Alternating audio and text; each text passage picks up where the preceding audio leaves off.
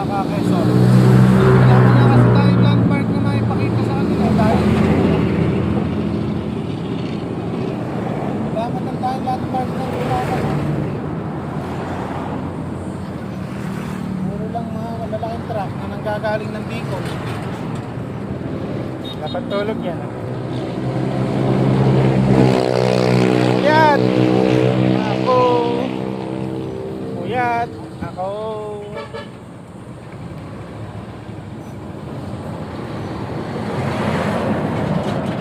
Ito yung aming service.